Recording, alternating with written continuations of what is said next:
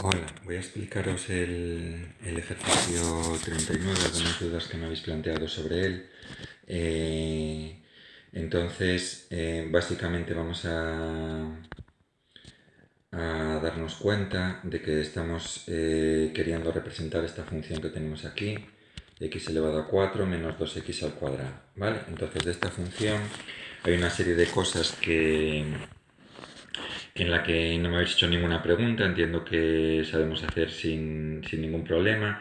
La primera es el dominio, como es un polinomio, el dominio sería cualquier valor que yo le dé a la x, puedo calcular el valor f de x, luego el dominio serían todos los números reales.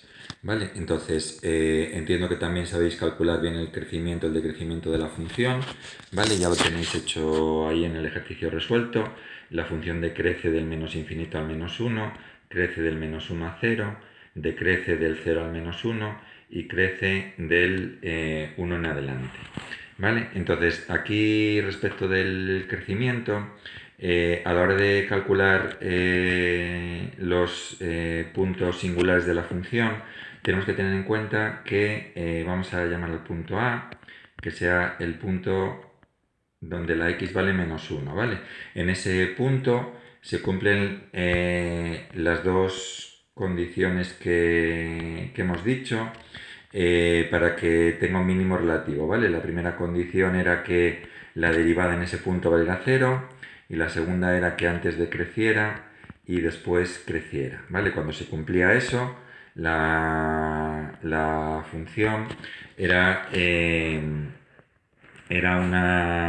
ese punto, perdón, era un mínimo relativo, ¿vale? Entonces, si sustituimos en la función la x por menos 1, recordad que hay que hacerlo siempre, siempre, siempre en la función, ¿vale? Cuando busco un punto de la función. La derivada simplemente era una herramienta auxiliar que utilizaba para determinar los valores donde se encontraban estos máximos o estos mínimos relativos, ¿vale? Entonces, cuando sustituyo la x por menos 1, creo que me va a dar menos 2, me parece. O menos 1 también, ¿no? Menos 1 a la cuarta, que es 1. Menos 2, menos 1. Vale. Entonces, este punto que tenemos aquí, este punto es un punto que es un mínimo relativo. Vale, el siguiente punto es el punto en el que la x vale 0, que vuelve a cumplir con las dos condiciones que hemos dicho para que el punto sea en este caso un máximo relativo, ¿vale? La primera es que la derivada en el 0 vale 0 y la segunda es que antes la función crece y después la función decrece, ¿vale? Entonces recordad que cuando esto se cumplía, este punto lo que iba a ser era un máximo relativo.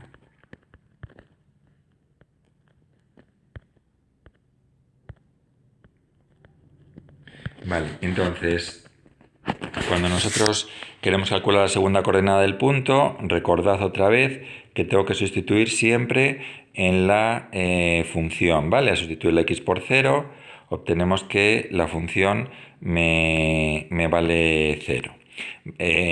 Y el tercer punto es el punto cuando la x vale 1, que sigue cumpliendo las dos condiciones que hemos dicho en este caso para mínimo relativo, ¿vale? La primera era que la derivada valía 0 y la segunda es que antes decrecía y luego crecía. En esa circunstancia recordamos que el punto que nos daba volvía a ser un mínimo relativo.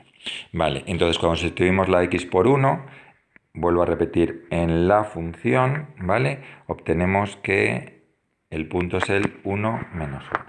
Vale, hasta aquí más o menos todos entiendo que lo habéis sabido hacer bien, porque no me habéis planteado dudas al respecto. Las dudas venían a cómo calcular el punto de corte con el eje de las x. Entonces recordad que el punto de corte con el eje de las x se calculaba, era aquellos puntos en los que la altura de la función era 0, es decir, aquellos puntos en los que f de x era 0. Entonces, para ello, lo que tenemos que hacer es calcular los valores de las x que hacen que x elevado a 4 menos 2x al cuadrado me den 0.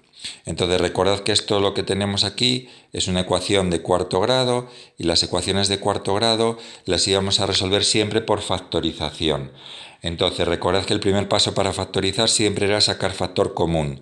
Aquí hay una cosa que podemos sacar factor común, que sería x que aparece en el primer sumando, y x también aparece en el segundo sumando. Y no solamente x, sino que x al cuadrado aparece también en el primer sumando y aparece en el segundo sumando. Por lo tanto, el factor común que podemos sacar aquí, la potencia más grande de la x, sería x al cuadrado. Para que me dé x4, tengo que multiplicarlo otra vez por x al cuadrado para que me dé el primer sumando, y para que me dé 2x al cuadrado tengo que multiplicarlo por 2. Entonces, de esta manera lo que hacemos es factorizar y tener el producto de dos factores igual a 0. ¿Por qué hacíamos esto? Porque recordad que el producto de dos factores era 0 solo cuando el primer factor era 0 o cuando el segundo factor es 0. Y lo que hacemos así es romper una ecuación de grado 4 en dos ecuaciones de grado más pequeño. En este caso, dos ecuaciones de segundo grado que son muy sencillitas de resolver. La primera, tomando la raíz cuadrada de 0. Recordad que un número positivo tiene dos raíces cuadradas, pero el 0 solo tiene una raíz cuadrada. Solo hay un número que elevado al cuadrado me dé 0, que sería el propio 0. Y para calcular aquí estas otras soluciones de esta ecuación de segundo grado, lo que tendríamos que hacer sería pues intentar resolver esta ecuación pues o aplicando la fórmula, que sería una forma de hacerlo, o como es una ecuación incompleta, que le falta el término en x, una manera más sencilla sería despejar x al cuadrado, el 2 que está restando lo pasamos al otro lado sumando, y a partir de ahí, calculando la raíz cuadrada de 2, obtendríamos los valores de las x, que como es un número positivo, recordad que son dos valores, el raíz de 2 y el menos raíz de 2. Por lo tanto, me quedan dos soluciones, que sería la raíz cuadrada positiva de 2. Podéis poner raíz de 2 sin ningún problema, que es lo que os pone ahí en el enunciado, pero bueno, en principio me vale con que pongáis una aproximación. Tendríamos una solución, que sería la raíz cuadrada de 2 positiva, y otra solución que sería la raíz cuadrada de 2 negativa, ¿vale? Y de esta manera calcularíamos los puntos de corte con los ejes.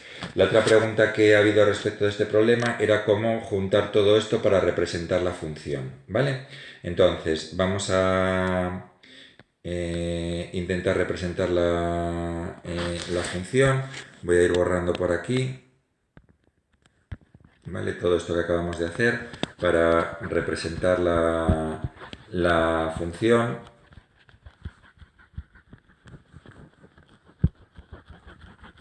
Con todos los datos que hemos sacado y que tenéis de todas maneras en los ejercicios resueltos, los tenéis, ¿vale? Entonces dibujamos dos ejes de coordenadas cartesianos, como siempre, el eje vertical o el eje de las y, el eje horizontal, el eje de las x, y recordad que el dibujo de la función, lo voy a hacer aquí en pequeñito aquí arriba, una función polinómica siempre es una serpiente, ¿vale? El dibujo tiene esa forma de serpiente. No sabemos exactamente qué forma, pero sí una forma de esas de serpiente. Entonces, lo primero que vamos a hacer es marcar los puntos de corte con los ejes, que eran el menos 1,41. Uy, he borrado cuando no tenía que haber borrado. Pero bueno, arreglamos el menos 1,41, el 0 y el 1,41. En estos puntos la función vale 0. ¿Vale? Esos serían los puntos que tenemos. Segundo, vamos a marcar los máximos y mínimos relativos. ¿Vale? Entonces recordamos que en el menos 1, teníamos un mínimo relativo. Luego tenemos ahí otro punto de la función. En el 0, 0 teníamos un máximo relativo, y en el 1, menos 1 teníamos otro mínimo relativo, ¿vale? Entonces la función viene decreciendo, decreciendo, decreciendo, ¿vale? Hasta este punto, crece de este punto a este, decrece de este punto a este y a partir de ahí crece pasando por ahí, ¿vale? Entonces simplemente vamos a dibujar la función que cumpla estas características, ¿vale? La función viene decreciendo.